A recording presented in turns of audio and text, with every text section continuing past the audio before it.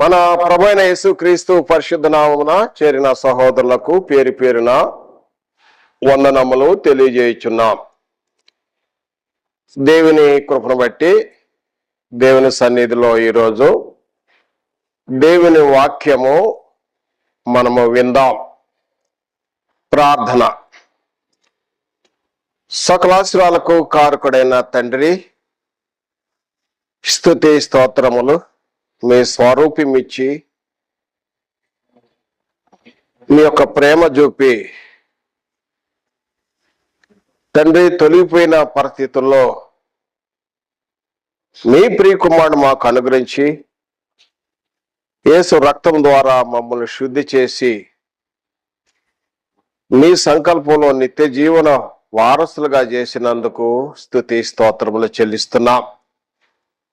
ఈ వాక్యము మీది గనుక మంటిగట్టమైన మేము ఈ వాక్యం అర్థం చేసుకోవటానికి మా మనోనేత్రం వెలిగించి సహాయం చేయండి. మీరే మాకు బోధించి సహాయం చేయమని యేసుక్రీస్తు నామమున ప్రార్థించి వేడుకొనుచున్నాము తండ్రి, ఆమేన్. ప్రియమైన సహోదరులారా, ఈరోజు వాక్య భాగము దేవుని వాక్యము క్రొత్త నిబంధన. అపోస్తలుడైన పౌలు గారు రోమీయులకు రాసిన పత్రిక 3వ అధ్యాయము 23వ వచనం.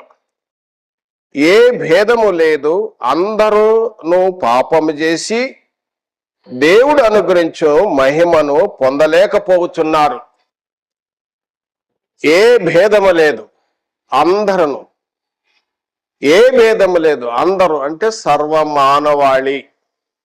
ఆ ప్రాంతము, ఈ ప్రాంతము, నల్లవాడు, తెల్లవాడు, చదువుకున్నవాడు, చదువులేనివాడు, స్త్రీ, పురుషుడు అని ఏ భేదము లేదు.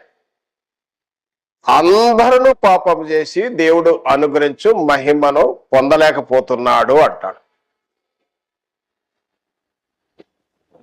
కనుక పాపము అనే అంశాన్ని గురించి ఈరోజు మనం నేర్చుకుందాం.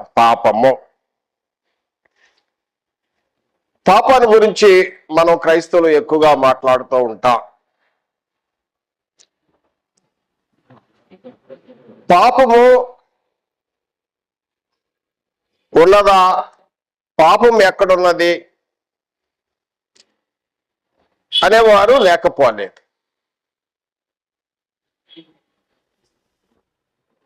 కనుక లేఖనం ఏం చెబుతుందంటే పాపం అనేది ఉన్నది అని పరిశుద్ధ గ్రంథము తేటగా తెలియజేయుచున్నది. మరియు రోమాపత్రిక 3వ అధ్యాయం 11వ వచనం. 3వ అధ్యాయం 11వ వచనము, నీతిమంతుడు లేడు, ఒక్కడును లేడు, గ్రహించువాడు ఎవడను లేడు, దేవుని వెతకువాడు ఎవడను లేడు.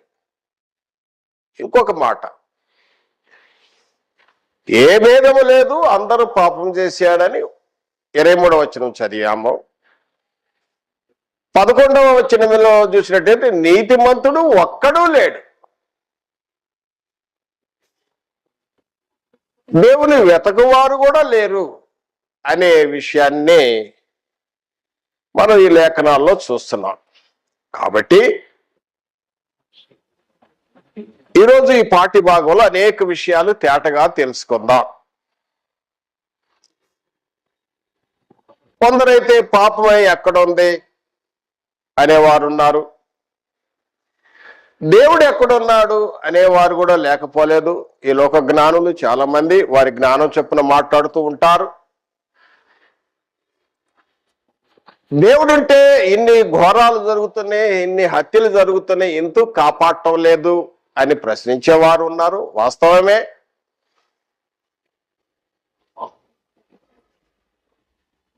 అయితే మరి పరిశుద్ధ గ్రంథము ఏం బోధిస్తుంది? పరిశుద్ధ గ్రంథము పాపం అనేది ఉన్నది, దేవుడు కూడా ఉన్నాడు అని తేటగా తెలియజేయుచున్నది. ప్రియమైన సహోదరులారా, మొదటగా పాపము గురించి మనం తెలుసుకుందాం. పరిశుద్ధ గ్రంథములో కొన్ని లేఖన భాగాలు మనం గమనించుదాం. లేఖనాలు పరిశోధన చేద్దాం. యోహాను రాసిన మొదటి పత్రిక 3వ అధ్యాయం 4వ వచనము. యోహాను రాసిన మొదటి పత్రిక 3వ అధ్యాయము 4వ వచనం. ఆజ్ఞ అతిక్రమమే పాపము.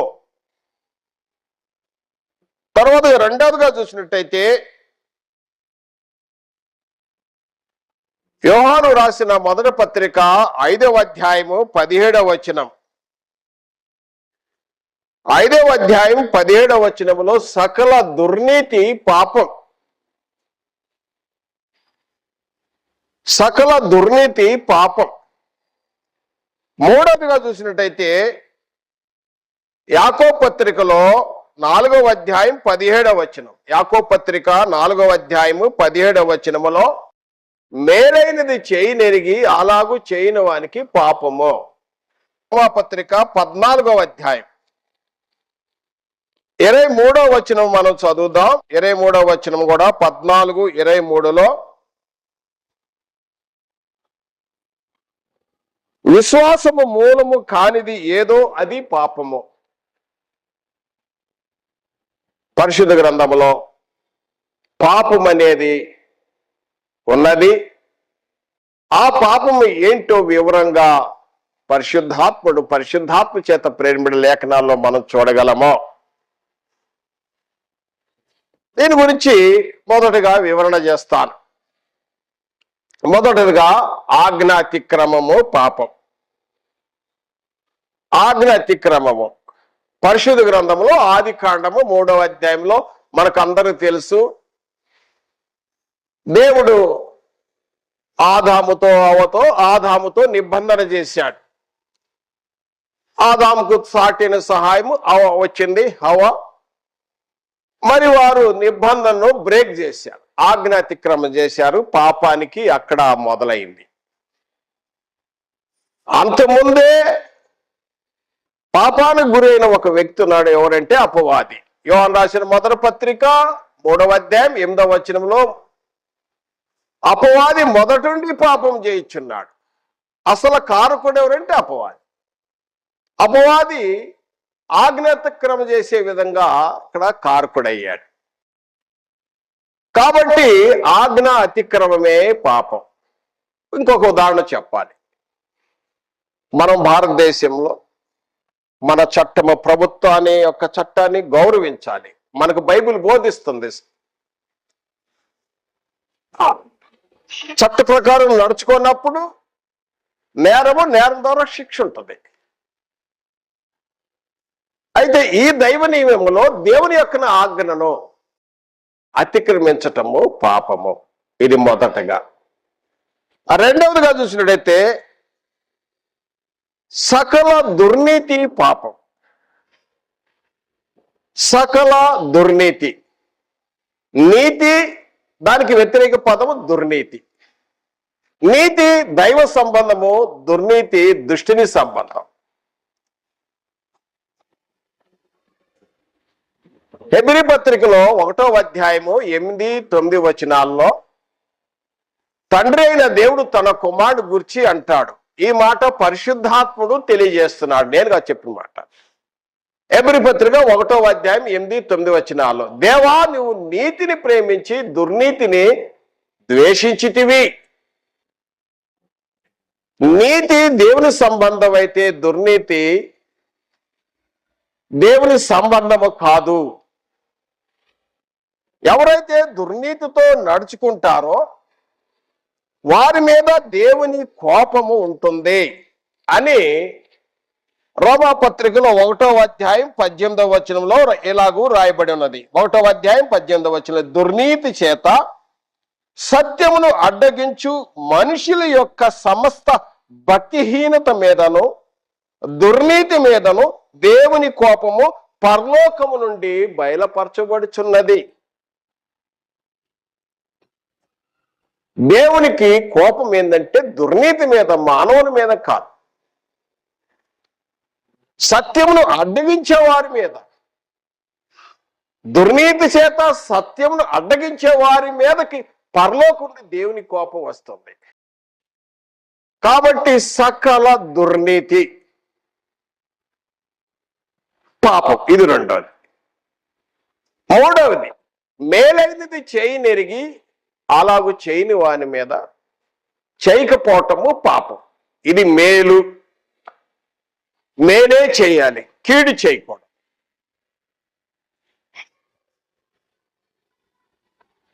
యోహాను రాసిన 3వ పత్రిక 11వ వచనములో, మేలు చేయవాడు దేవుని సంబంధి, కీడు చేసిన వాడు దేవుని సూచిన వాడు కాడు. మేలే చేయాలి కానీ కీడు చేయకూడదు. నీకు ఒక సామర్థ్యం ఉంది, నువ్వు ఇతరులకు సహాయం చేయగలుగుతావు. పేదవాళ్ళు, అనాథులు, ఇబ్బందులు, శ్రమల్లో, కష్టాల్లో, బాధల్లో ఉన్నారు. కనుక నీకు స్తోమత కలిగి ఉన్నప్పుడు ఎవరైనా సహాయం అడిగితే సహాయం చేయాలి, మేలు చేయాలి. మేలే చేయాలి కానీ కీడి చేయకూడదు. ఒకవేళ మేలు చేయనెరిగి చేయకపోవటమే పాపం.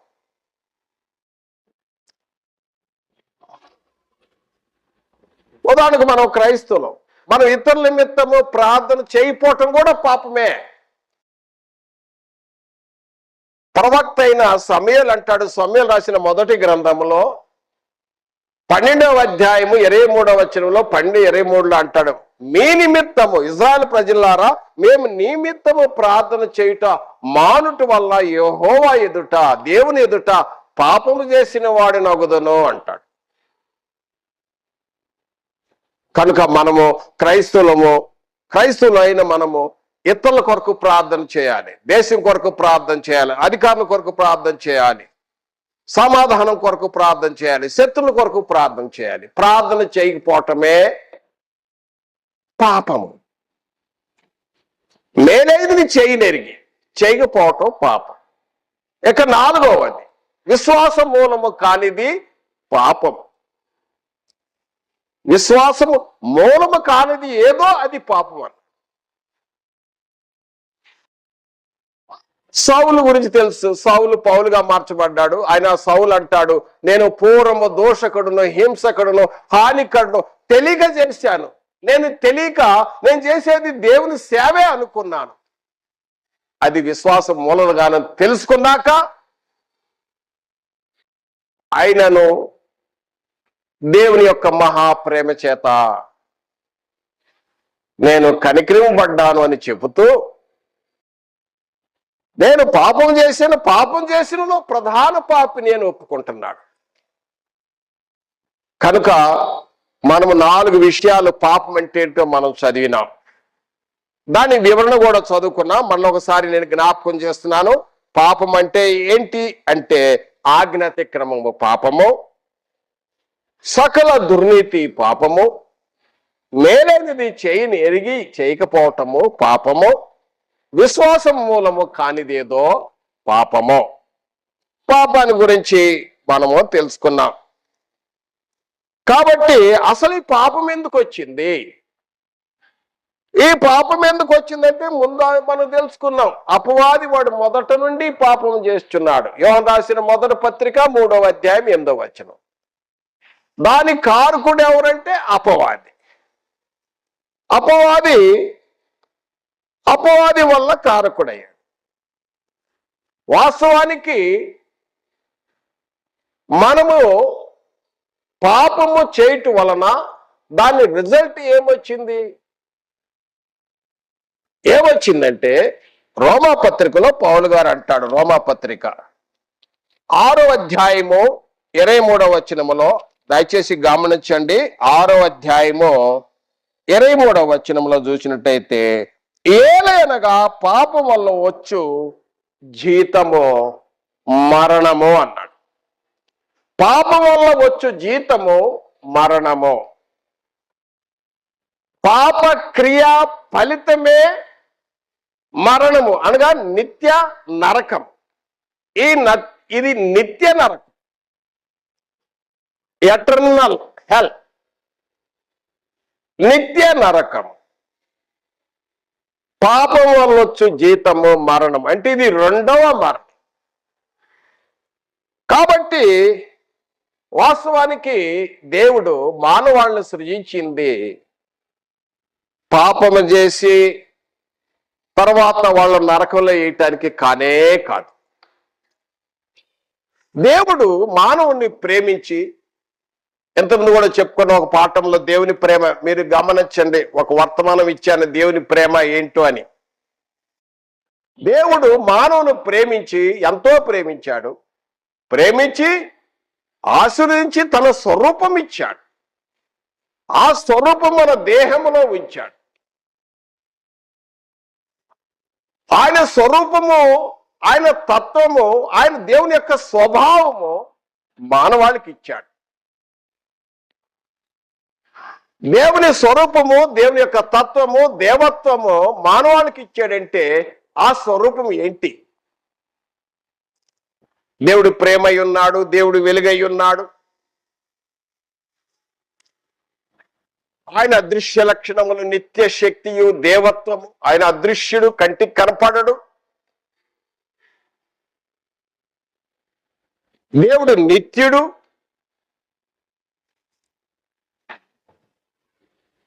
దేవుడు అమరుడు. దేవుడు అబద్ధమాడ జాలనివాడు. అబద్ధం ఆడటమే తెలియదు దేవునికి. ఆయన సత్యవంతుడు, సత్య స్వరూపి. దేవుడు నీతిమంతుడు. దేవుని యొక్క స్వభావం ఇది మానవునికి ఇచ్చాడు. ఇది ఇంత మంచి స్వరూపం మానవుడికి ఇస్తే మానవుడు ఏం చేశాడు? ఈ స్వరూపాన్ని చెడగొట్టుకున్నాడు, చెదరగొట్టుకున్నాడు. ఏ విధంగా చెదరగొట్టుకున్నాడు అంటే, కొరింథీ రాసిన మొదటి పత్రిక 15వ అధ్యాయం 33వ వచనం. కొరింథీ రాసిన మొదటి పత్రిక 15వ అధ్యాయము 33వ వచనం. మోసపోకుడి దుష్ట సాంగత్యము మంచి నడవడిని చెరుపును. దేవుడు తన స్వరూపం ఇచ్చి, తన పోలికిచ్చి, మనకొక దేహం అమర్చి, తన స్వరూపం ఇచ్చి, మనలో దేవుడు ఆయన స్వరూపం చూడాలని కోరుకుంటే మానవుడు ఏం చేశాడంటే, సహవాసం ఎవరితో చేశాడంటే దుష్టునితో సహవాసం చేశాడట. మోసపోకుడి దుష్ట సాంగత్యము, దుష్ట సహవాసము మంచి నడవడిని చెరుపును. మంచి నడవడిని చెరిపేస్తాడు దుష్టుడు. ఎప్పుడైతే ఆ యొక్క దుష్ట సాంగత్యము చేస్తాడో అప్పుడు ఆ దుష్టుడు ఏం చేస్తాడంటే శోధనలోను దురాశలోను తీసుకొస్తాడు. యాకోబు భక్తుడు చెప్తున్నాడు.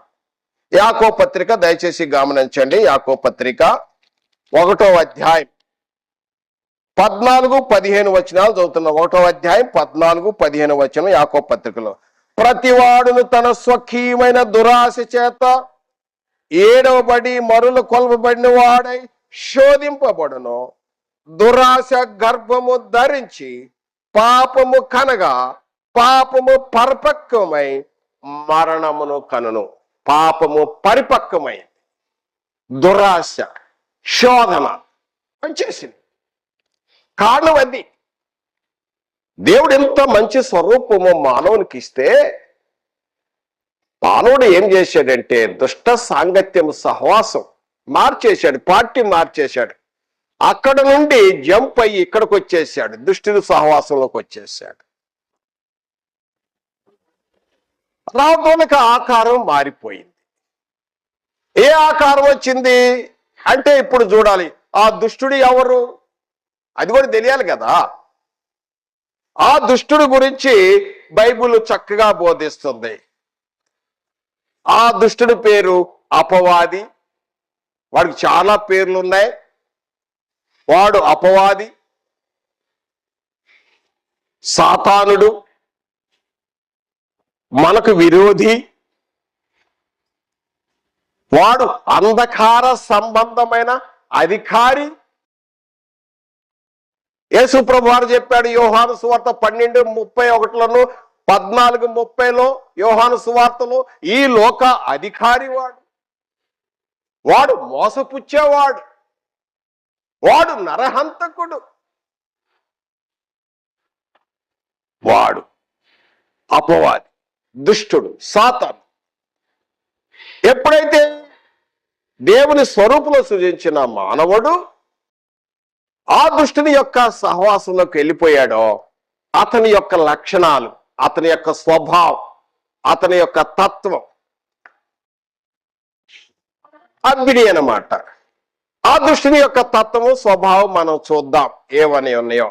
దయచేసి గమనించండి. యేసు ప్రభు వారు చెప్పారు, యోహాను సువార్త, దుష్టుని స్వభావము, అపవాది యొక్క స్వభావము, తత్వము ఎలా ఉంటుందంటే, యోహాను సువార్త 8వ అధ్యాయము 44వ వచనములో నేను చదువుతున్నాను, 2వ భాగం నుండి. ఆది నుండి వాడు నరహంతకుడు అయ్యుండి, ఆది నుండి వాడు నరహంతకుడయ్యుండి సత్యము నందు నిలిచిన వాడు కాడు, వాని యందు సత్యమే లేదు. వాడు అబద్ధమాడుచు తన స్వభావం బట్టి అనుసరించియే మాట్లాడును. వాడు అబద్ధికుడు, అబద్ధమునకు జనకుడై ఉన్నాడు. అబద్ధాలాడేవాడికి తండ్రి అయి ఉన్నాడు. అబద్ధాలు ఒకళ్ళు ఆడతారు, రోజుకు ఒక 100 అబద్ధాలు. వాళ్ళ టార్గెట్ ఉంటుంది, రోజుకు 100 లెక్క. వాళ్ళ టార్గెట్ ప్రకారం అబద్ధాలు ఆడుతూ ఉంటాడు. వాళ్ళు తండ్రి ఎవరంటే అపవాది. వాడు నరహంతకుడు, వాడు మొదటి నుండి నరహంతకుడు. వాడి దగ్గర సత్యమే లేదు. అపవాది యొక్క స్వభావము, తత్వం చూస్తున్నాం. తర్వాత ప్రకటన గ్రంథంలో కూడా చూసినట్టయితే దయచేసి గమనించండి. ప్రకటన గ్రంథము 12వ అధ్యాయము 9వ వచనం. 9వ వచనం చూసినట్టయితే, కాగా సర్వలోకమును మోసపుచ్చుచు, వాడు అపవాది ఏం చేస్తాడంటే సర్వలోకాన్ని మోసపుచ్చుచు, అపవాది అను సాతానను పేరు గల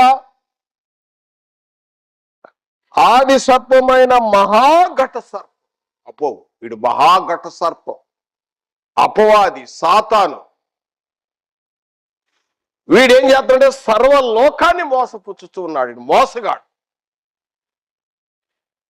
అంత మాత్రం కాదు, 10వ వచనం కూడా అంటాడు, అపవాది వాడు ఏం చేస్తాడంటే రాత్రింబవళ్ళు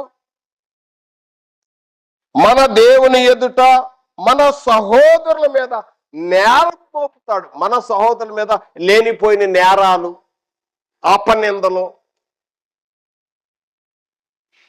ఇవన్నీ మోపుతూ ఉంటాడు. అబద్ధం ఆడుతూ ఉంటాడు, మోసం జరిగిస్తూ ఉంటాడు. ఎలా మోసం జరిగిస్తా అంటే స్కీములు పెట్టేస్తా ఉంటాడు. ఎలాంటి స్కీములు? పెట్టుబడి చిట్కాలు చెప్తాడు. 10,000 పెట్టండి 1,00,000 రూపాయలు వస్తాయి, 1,00,000 పెట్టండి 10 లక్షలు పెడతా అంటాడు. ఉద్యోగాలు లేవా, ఉద్యోగాలు ఇప్పిస్తానంటాడు. పాపం నిరుద్యోగుల తల్లిదండ్రులు కష్టపడి ఆ తాకట్లు పెట్టి తెచ్చిన డబ్బు తీసుకుంటాడు. 1-2 రోజుల తర్వాత బోర్డు తిప్పేస్తాడు. వీడు మోసగాడు. డబ్బులు ఇంట్లో కూర్చొని సంపాదించవచ్చు, ఊరకే వస్తాయి డబ్బులు అని చెప్తాడు. డబ్బులు ఊరకే రావు. ఏంటంటే ఇలాంటి మోసగిస్తా ఉంటాడు. వీడు మోసగాడు, నరహంతకుడు, అబద్ధికుడు, నేరాలు మోపుతా ఉంటాడు. అపవాది యొక్క లక్షణాలు. అంత మాత్రమే కాదు, శోధనలు తీసుకొస్తాడు, దురాశ తీసుకొస్తాడు. తర్వాత ఇంకేం చేస్తాడు? నేత్రాశ, శరీరాశ, జీవడంబం, మన జ్ఞానేంద్రియములు తన అదుపులో ఉంచుకొని పాపం జరిగిస్తూ ఉంటాడు. జ్ఞానేంద్రియాలు చూపుల ద్వారా, చెవుల ద్వారా చెడు వినటానికి, మాట్లాడే విధంలో గర్వంగా, అహంకారంగా మాట్లాడే విధం, ఇవన్నీ సాధారణ లక్షణాలు. బైబిల్ బోధిస్తుంది ఈ మాట. కాబట్టి నా ప్రియ సహోదరుడా, ఇంత మంచి స్వభావము, దేవుని యొక్క స్వరూపమైన స్వభావము ఈ అపవాది యొక్క సహవాసం, సాంగత్యం చేయటం వలన చెడిపోయింది. ఈ లక్షణాల అగ్ని దేవుని స్వభావం నుండి తొలగిపోయి అపవాది యొక్క లక్షణాలు అగ్ని. దీనివల్ల ఏమైపోయింది? మానవుడు అపవాది చేత జయించబడ్డాడు. పాపం చేశాడు కాబట్టి జయింపడ్డాడు, అతడు లోబడ్డాడు కాబట్టి. యేసు ప్రభువారు చెప్పాడు యోహాను సువార్తలో, ఏం చెప్పంటే యోహాను సువార్త 8వ అధ్యాయంలో యేసు ప్రభువారు చెప్పిన మాట ఇది. 8వ అధ్యాయము 34వ వచనములు అంటాడు. 34వ వచనములో యేసు ప్రభువారు చెప్తాడు, ఏమంటాడంటే, అందుకు యేసు, పాపము చేయు ప్రతివాడును పాపమునకు దాసుడని మీతో నిశ్చయముగా చెప్పుచున్నాను. ఎవరు పాపం చేస్తారో ఆ పాపం చేసేవాడు, పాపం జరిగించేవానికి అతనికి దాసుడైపోతాడు. యాకోబు భక్తుడు అంటాడు, క్షమించండి, పేతురు భక్తుడు అంటాడు, పేతురు రాసిన 2వ పత్రిక 2వ అధ్యాయం 19వ వచనంలో అంటాడు, ఒకడు దేని చేత జయింపడునో వాడి దానికి దాసుడవును అన్నాడు. పేతురు రాసిన 2వ పత్రిక 2వ అధ్యాయము 19వ వచనము. కాబట్టి పాపము చేశాడు, అతని చేత జయించబడ్డాడు, అతనికి దాసుడైపోయాడు. కాబట్టి ఆ అపవాది ఏ ప్రోగ్రాం చెప్తాడో, ఏ ప్రోగ్రాం, అబ్బాయి నువ్వు పొద్దున్న బయలుదేరాలి, ఆడపోయి వాడిని కొట్టేయాలి, అవతల వాడిని హత్య చేయాలి, అవతల పోయి నువ్వు త్రాగాలి, మళ్ళీ నేరాలు వేయాలి, ఇవన్నీ కార్యక్రమం వగర పూర్తి షెడ్యూల్ ఇచ్చేస్తాడు అపవాది. అతడు దాసుడు కాబట్టి అతడు దానికి దాసుడు ప్రకారం చేస్తా పోతా ఉంటాడు. ఇలాంటి పరిస్థితుల్లో ఏమైంది? మానవునికి పాపం వల్ల వచ్చు జీతం ఏంటి? మరణము. అగ్ని ఆరదు, పొరుగు సావదు, 2వ మరణం ఇది. మరి ఇంతమైన పరిస్థితుల నుండి తప్పించుకునే మార్గము ఏదైనా ఉన్నదా? ఉన్నదంటే చేసిన పాపాలు ఊరికే పోతాయా? పాపాలు పో అంటే పోవు పాపాలు. పాపాలు పో అంటే పోవు. కానీ దేవుని యొక్క ప్రణాళికలో, దేవుని యొక్క ప్రేమలో దానికి మార్గము దేవుడు జగత్తు పునాది వేయబడక మునిపే ఆయన ప్రణాళిక ఉన్నది. ఈ పాప విమోచన, పాప పరిహారం, పాప క్షమాపణ అది క్రీస్తునందు ఇచ్చాడు. పాపం వల్ల వచ్చే జీతము మరణమైతే క్రీస్తు యేసునందు నిత్య జీవము అన్నాడు. రోమాపత్రిక 6వ అధ్యాయం 23వ వచనం. 6వ అధ్యాయం 23వ వచనం రోమాపత్రిక. కాబట్టి పాప క్షమాపణ కలగాలి. పాపాలు పో అంటే పోవు. దానికి ఏ విధంగా పోతాయంటే లేఖనం ఏం చెబుతుందంటే, హెబ్రీ పత్రిక 9:22లో, హెబ్రీ పత్రిక 9:22, రక్తము చిందించకుండా పాప క్షమాపణ కలుగదు. అయితే కోడెల యొక్కయు మేకల యొక్కయు, హెబ్రీ పత్రిక 10:4వ వచనం, కోడెల యొక్కయు మేకల యొక్కయు రక్తము చేత పాప క్షమాపణ కలగదు, విమోచన కలగదు.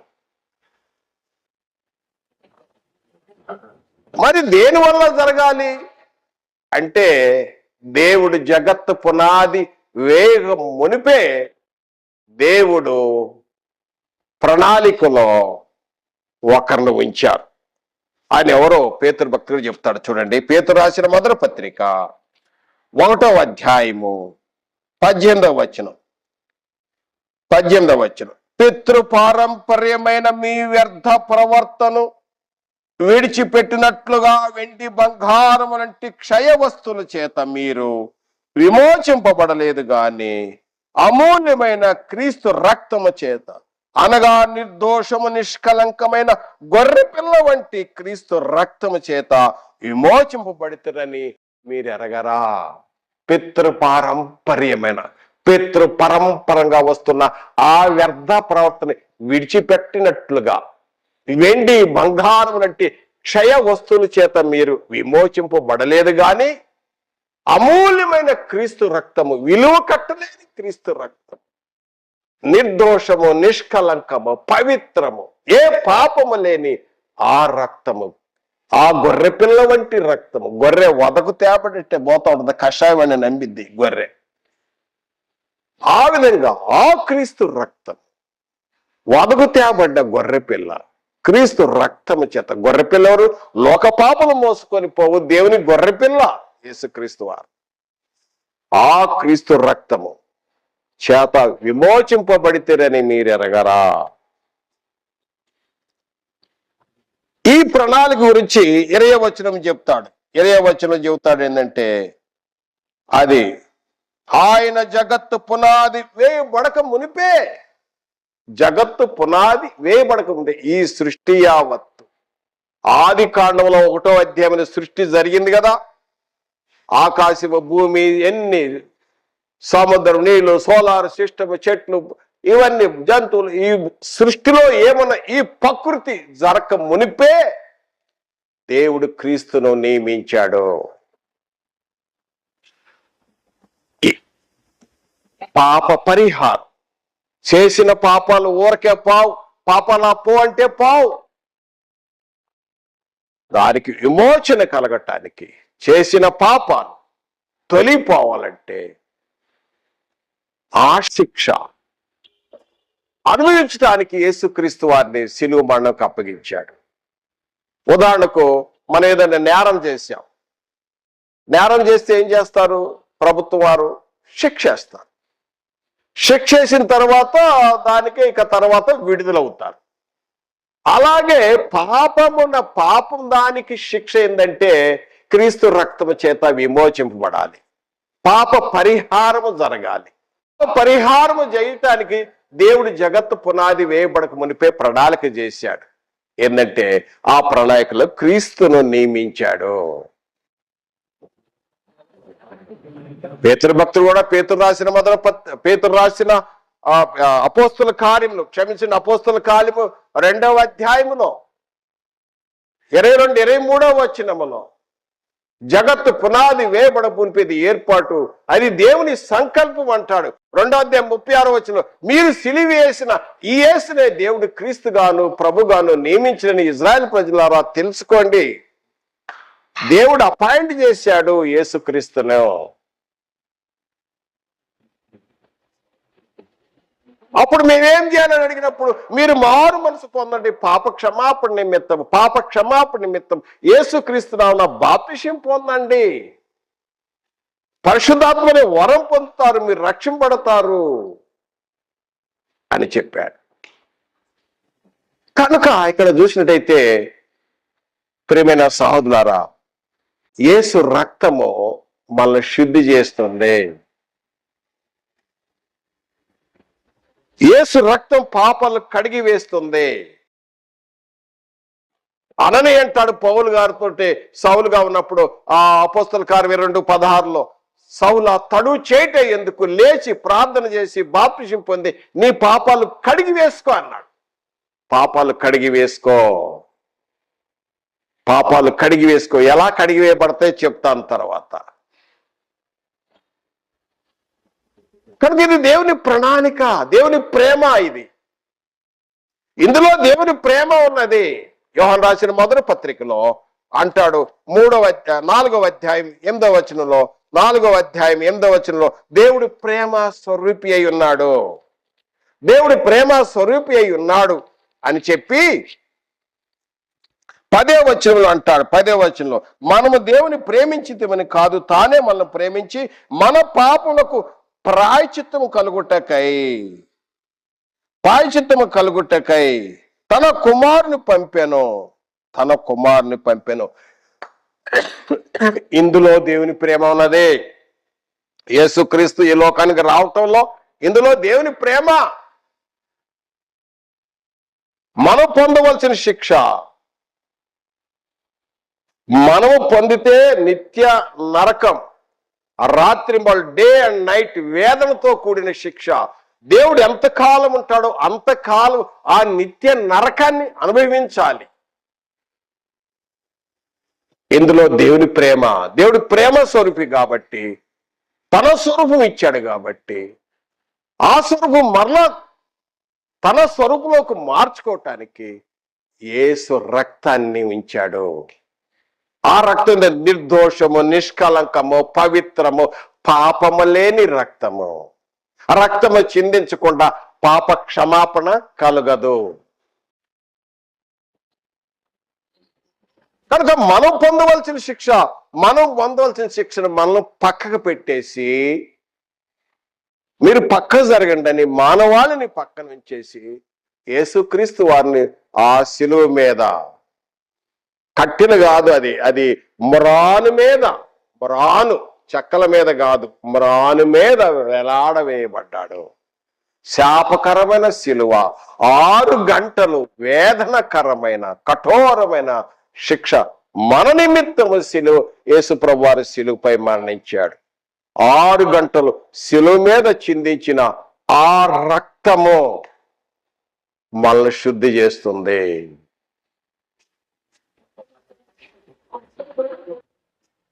ఒకప్పుడు నేను అడిగాను, తెలియనప్పుడు అడిగాను, యేసు అప్పుడు 2000 సంవత్సరాల క్రితము సిలువేయబడ్డాడు కదా,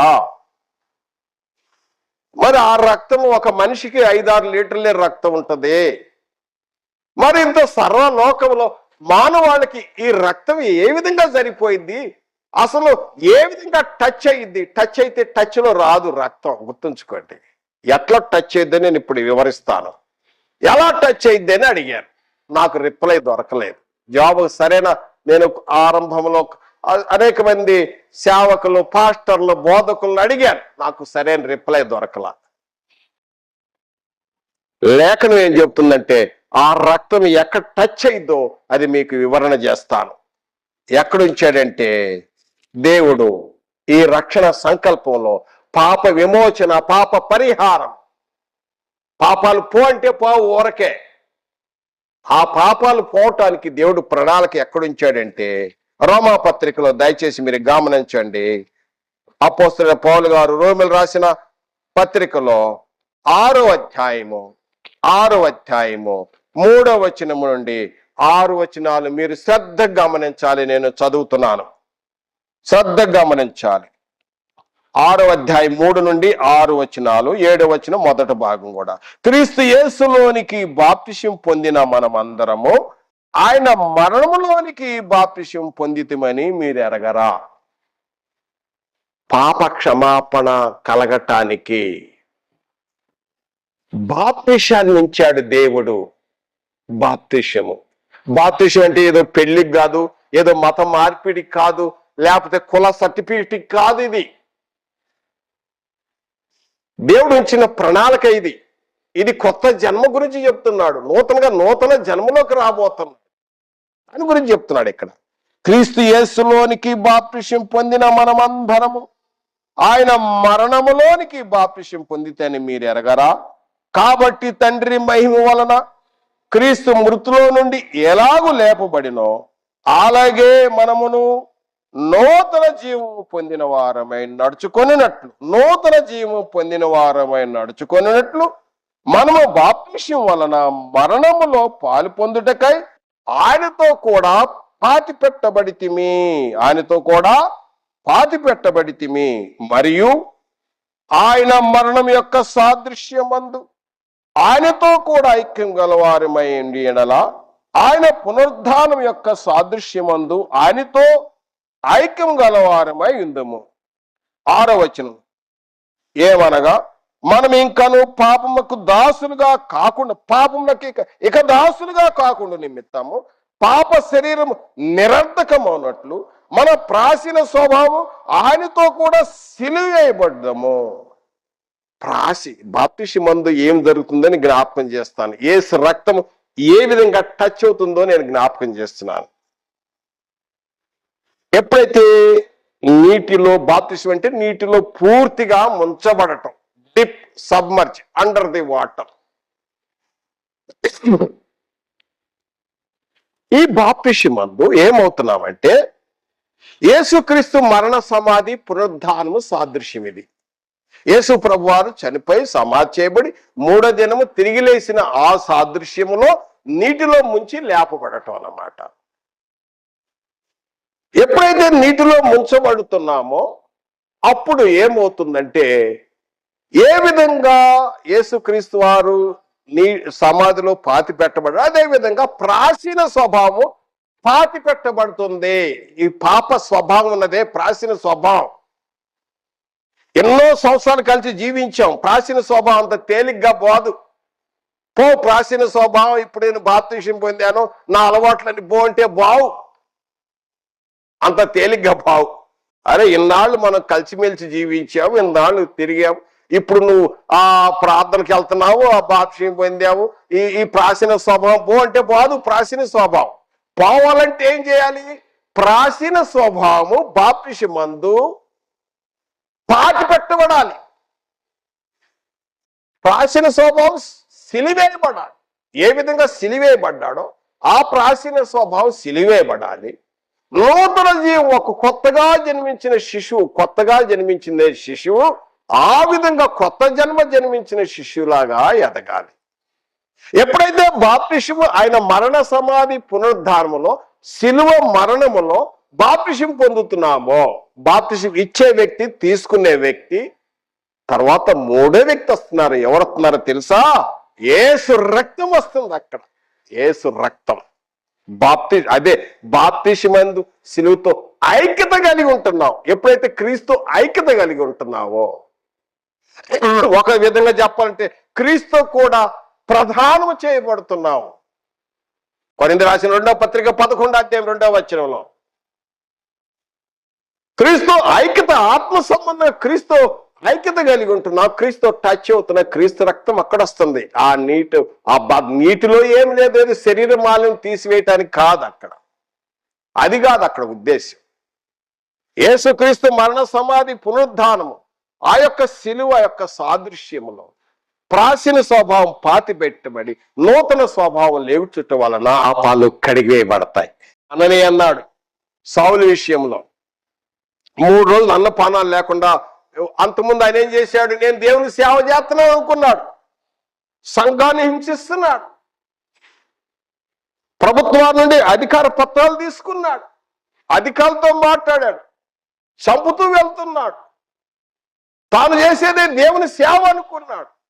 ఎప్పుడైతే ప్రభు దర్శనం చూశాడో అప్పుడు తెలుసుకొని నేను పాపము చేశాను రియలైజ్ అయ్యాడు. 3 రోజులు అన్నపానాలు లేకుండా ప్రార్థన చేస్తాడు. 3 days దేని గురించి ఆలోచిస్తున్నాడో తెలియదు. అప్పుడు ప్రభు అంటాడు, అన్నయ్య దగ్గరికి వెళ్ళు. అన్నయ్య అంటాడు, వద్దు ప్రభు, వీడు మంచోడు కాదు, వీడు చాలా మంది చంపుకుంటూ వచ్చాడు, వీడు మంచోడు కాదు. లేదు, నేను ఏర్పరచుకున్న సాధన, నా నిమిత్తం ఎన్ని శ్రమలు, ఎన్ని నిందలు అనుభవించాలని నేను ఏర్పరచుకున్న సాధన ముందా నువ్వు చేయి కార్యక్రమం. అప్పుడు అంటాడు, అన్నని అంటాడు, అపోస్తుల కార్యం 22వ అధ్యాయం 16వ వచనం, సౌలా తడువు చేయట ఎందుకు, లేచి ప్రార్థన చేసి బాప్తిసం పొంది నీ పాపాలు కడిగి వేసుకో, వాష్ యువర్ సిన్స్ అన్నాడు. బాప్తిసంలో పాపాలు కడిగి వేసే కార్యక్రమం ఇచ్చాడు. ఆ రక్షణ సంకల్పాన్ని దేవుడు ఇందులో ముడిపెట్టాడు, బాప్తిసములో ఉంచాడు. అందుకోసం బాప్తిసం తీసుకోవాలి. బాప్తిసమందు ప్రాచీన స్వభావం, ఒకప్పుడు నా సంగతి, నాతోటి ఉన్నవారు, నా ఫ్రెండ్స్ అందరు తెలిసి అలాంటి వాళ్ళు. ఇప్పుడు చూస్తే చాలా మార్పు వాళ్ళు తేటగా గమనించగలుగుతారు. కారణం ఏంటంటే నా ప్రాచీన స్వభావం సిలివేశాను. పౌలు గారు అదే అంటాడు, గలతీ పత్రిక 2వ అధ్యాయం 20వ వచనం, గలతీ పత్రిక 2వ అధ్యాయం 20వ వచనం, నేను క్రీస్తు కూడా సిలివేయబడ్డాను అంటాడు. ఇక జీవించేవాడు నేను కాదంట. గలతీ పత్రిక 2వ అధ్యాయం 20వ వచనములోను, గలతీ పత్రిక 5వ అధ్యాయం 24వ వచనములోను, గలతీ పత్రిక 6వ అధ్యాయం 14వ వచనం, 6వ అధ్యాయం 14వ వచనం, నేను క్రీస్తు కూడా సిలివేయబడ్డాను, ఇక జీవించేవాడు నేను కాదు, క్రీస్తే నా యందు జీవించుచున్నాడు. క్రీస్తు నా కొరకు చనిపోయాడు, నేను ఇక క్రీస్తు కొరకు జీవిస్తాను. ఇది అందుకోసం బాప్తిసం తీసుకుంటున్నాము. ఇది దయచేసి గమనించండి, ఇది మత మార్పిడి కాదు, బైబిల్ బోధిస్తుంది అక్కడ. ఇది మార్గము. తండ్రి దేవుడు మార్గం ఇచ్చాడు. యేసుప్రభు వారు చెప్పాడు, నేనే మార్గం అన్నాడు, నేను సత్యం అన్నాడు, నేను జీవం అన్నాడు. ఇందులో దేవుని ప్రేమ, ఇందులో దేవుని ప్రేమ అన్నది.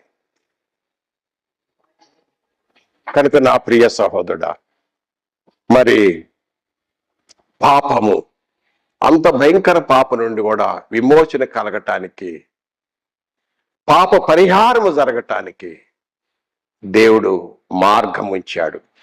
అదే జీవ మార్గము. అందుకని అంటాడు, పాపం వల్ల వచ్చు జీతము మరణమైతే క్రీస్తు యేసునందు నిత్య జీవము. ఆ పాప విమోచన దేవుడు క్రీస్తునందు ఈ బాప్తిష్యముతో ముడివేసి ఉంచాడు. బాప్తిష్యం అంటే ఏదో పెళ్లికి బాప్తిష్యం తీసుకోవటం కాదు, ఎవరో దొరలొత్తే బాప్తిష్యం ఇచ్చే కార్యక్రమం కాదు, లేకపోతే ఆ సమాధుల కార్యక్రమం దానికి ఆ మెంబర్షిప్ గురించి కాదు ఇది బాప్తిష్యం, లేకపోతే నీ కుల సర్టిఫికేట్ గురించి కాదు, కానే కాదు. ఎందుకంటే నీ ప్రాచీన స్వభావం, పాప స్వభావం సిలివేయబడటానికి. ఎందుకంటే రోమపత్రికలోనే 6వ అధ్యాయంలో 7వ వచనంలో అంటాడు, 6వ అధ్యాయము 7వ వచనంలో మొదటి భాగంలో అంటాడు ఏంటంటే 7వ వచనంలో అంటాడు, చనిపోయిన వాడు పాపమునకు